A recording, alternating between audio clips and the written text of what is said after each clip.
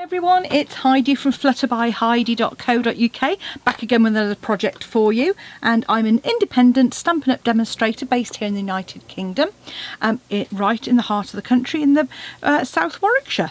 So today's project is using the fabulous Botanical Prints medley, and this is one of those all-inclusive projects that comes with stamps, it comes with dies, it comes with coordinating paper, like so, lovely floral prints on one side, and then black and white floral and geometric on the other side. Some absolutely gorgeous little honeybees, little copper honeybees, which are absolutely beautiful, you can see there. And it also comes with some other ready cut, some die cut shapes, and some trellis work as well, and also some printed and die cut ones as well. So that's what I'm working with, and today I just thought I'd make a card, just a little stepped up card really, using both the die cuts and a bit of fussy cutting as well. I've added a few of the Noble Peacock rhinestones because this was pretty peacock and I just thought it was beautiful. And it's making your own DSP. Rather than using the DSP, I've stamped on some cardstock here, but in the one I'm about to show you I'll use some of the DSP, and then I've stamped and coloured these images here. So that's what we're going to make. Let's crack on. So one of the other colours that's in the cardstock is actually this lovely crushed curry kind of lemon images as well. So what I've done is I've started out creating a card base at 29 by 10.5 centimetres, scored in half at 14.5. And that's my card base. And next we're going to cut some of our designer series paper, and we're just going to take that half a centimetre smaller than the actual card base. So that's going to be 10 centimetres by 14 centimetres. And you'll see on this it is designed to be distressed, so you've got some kind of darker and lighter shades, so don't be perturbed or think that it's been out in the light and been affected by it, because it hasn't. Once we've got our layer of designer series paper, which is going to go on like that, I've then cut a piece of Whisper White cardstock and a piece of basic black, and those are 12 by 8 centimetres and 11.5 by 8 centimetres. I just wanted a little border top and bottom for that, so that's going to go on there. So we can start layering, doing our stamping I should say. So in order to stamp on the background, I'm actually going to use some crushed curry ink and one of the large focal images of the stamp set, and I'm going to use the same image for both the background stamping and also for the stamped and die cut image as well. So if we just open our crushed curry up here, I'm just going to do a bit of a scrap of paper, a bit of just a test stamp, make sure I've got no stray colour on there. It has been known.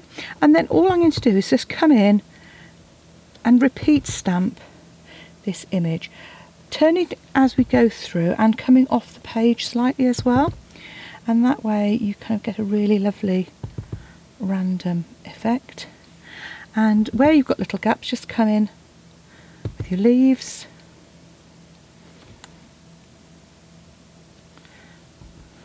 and there, and that just gives a lovely background piece, which I'll pop to one side to dry. Just need to clean my ink, my stamp off, so I'll quickly do that. Use my Simply Chamois. Use that just when I'm doing a quick clean. It just helps get things nice and fresh. Now the next bit is stamping and colouring. So we're going to be colouring with our stamping blends. So I'm going to be using some Whisper White cardstock, just the standard Whisper White, and I'm going to be using some Memento ink, because the Memento really helps to ensure we don't we don't get any discoloration from our from when we colour with the blends. So just take your Memento ink And they're beautifully detailed, these stamps. What I'm going to do is stamp like so. And then I'm actually going to die cut that. I'm going to do the die cutting first, because otherwise what will happen is, you can guarantee I'll colour it, and then we'll end up with it slipping. So with the new dies from Stampin' Up, they really do hug it. So all you need to do is just make sure that you can just see that edge of the image all the way around, and then die cut that.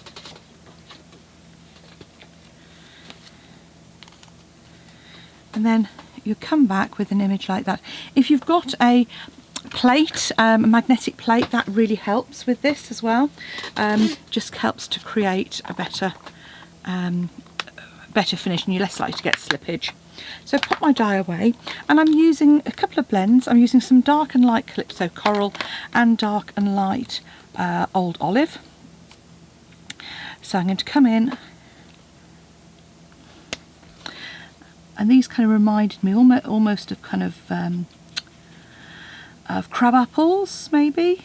I don't actually know what they were designed to be, but they certainly reminded me of sort of crab apples.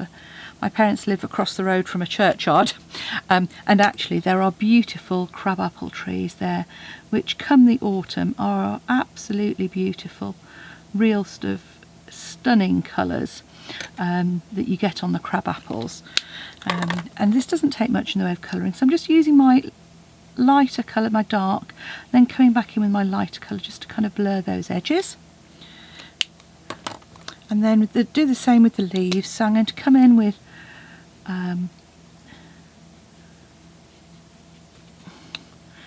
my light here. And I'm not worried if I'm going over the edge, because actually what I'm going to do with this is actually hand cut it out. I did realise after I'd done the card there is another way to do this. So what you could do is do what I'm doing here, which is obviously to colour those in, and then you could just colour around the outside. I of course decided not to do things quite as straightforward as that. I decided I wanted to layer.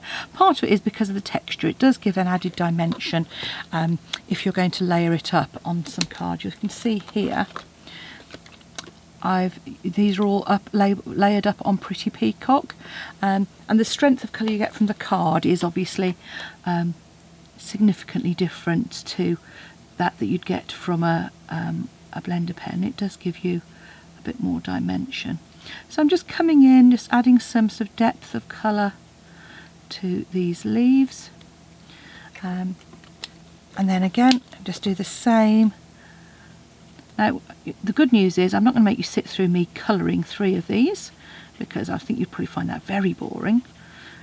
But colouring is really therapeutic, so I would say that, you know, if you love colouring, stamp and die cut your images.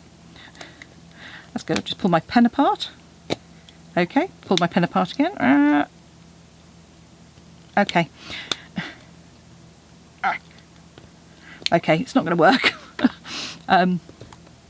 I was just going to come in and do my stems. Right, I'll have to deal with that pen. Don't know quite what I've done with that.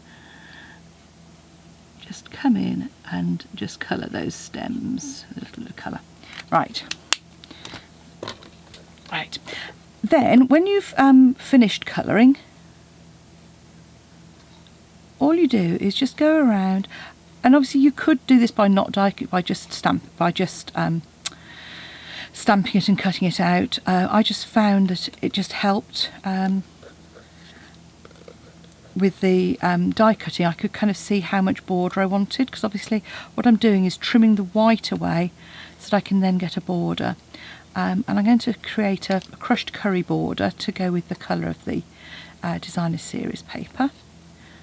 And this just, as I say, if you just go along the sort of black edge of the lines, you get a nice sort of focal image.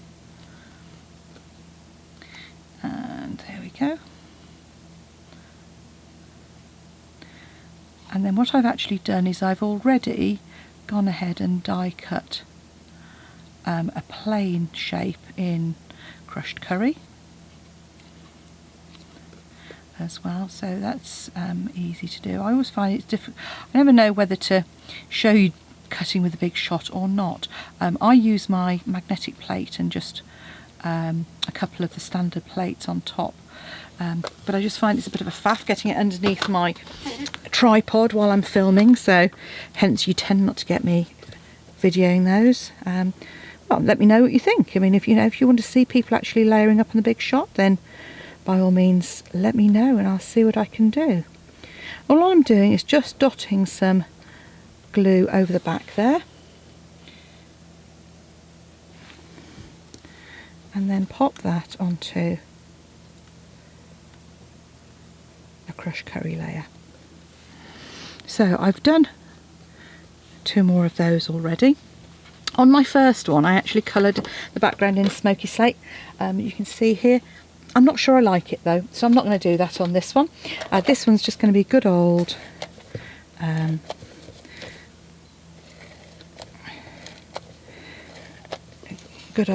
whisper white left showing. Knocking the tripod. Oh no, that was actually the lamp chinking away there. Okay, so look at that. I love this image. I think it's so nice. I just think it almost doesn't need colouring, because I think it's just striking as it is. Decide which way up you want that. I probably want it up that way. And I've deliberately just left the border top and bottom on this. There we go. And that's going to go up on some dimensionals on the back there. So I'm just going to pop. It's a largish panel, so you want to make sure it's well supported. You know me, I am frugal with my dimensionals, but I also don't want squashed cards either. So there we go. Dimensionals on there.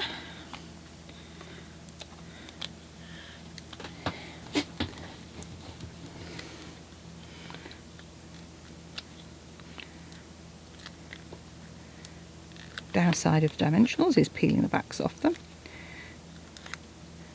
But well, I thought it was a shame you don't want to cover up this lovely paper, so I did want to create a panel that showed that off, and likewise showed the images off as well. There we go.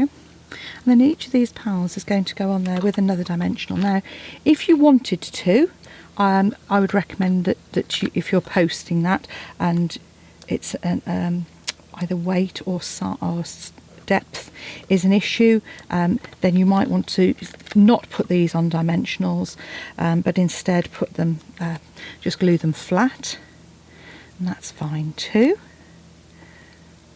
All we need to do is just angle those down the edge there.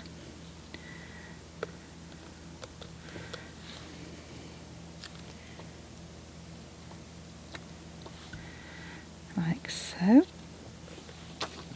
And then what I've got is I've got one of these labels here, and I've just used the 1 3/8 scallop punch to punch a little scallop shape. On the original one I did trim that down a bit. I don't think it made that much difference, so I'm not going to do that on this one. What I have used though is the sentiment from this Varied Vases. This has a lovely thanks and a hello, which are perfect for popping into a 1-inch circle punch. So I'm just going to pop my thanks in the middle there. I clearly didn't clean that stamp. Ugh, that's a horrible mucky colour. A fresh piece of card actually.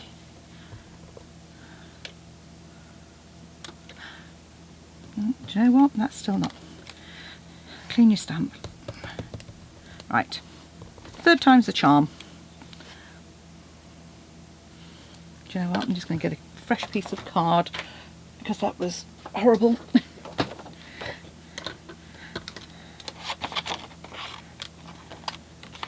Yeah. Whisper white. Scrap, ink it up, and then I'm going to come in with my 1-inch punch after I've put my ink pad away, before I get my elbow in that. Nothing new there. And I'm actually going to punch that out towards the top half of that, because I'm going to use one of our lovely little bees as well. So I'm going to add my circle to my scalloped circle first. I'm then going to add my dimensional to the back there. going to stick this panel down flat to start off with. So that's going to pop in like so. Then pop my bit on there. And the reason for that is because once I've added my little bee, I don't really want it to be moving. So you could use glue dots on this. I'm using a quick grab glue, which is great for sticking all sorts of things. Mainly because I was going to use glue dots and I forgot. And then just all you need to do is add my little bee to the bottom there. And there we have a pair of botanical medley cards in Pretty Peacock and Crushed Curry, and hopefully there's a quick thank you to say thanks to somebody. Embellish as you like. Thank you for watching. If you'd like to purchase any of the items you've seen today, pop along to my blog flutterbyheidi.co.uk and follow the links from each of the items. Alternatively, pop along to my shop heidismith.stampinup.net and you'll find a little button on there that says shop. Click on there and it'll take you straight through. Thanks for watching. Come back and see me soon. Bye.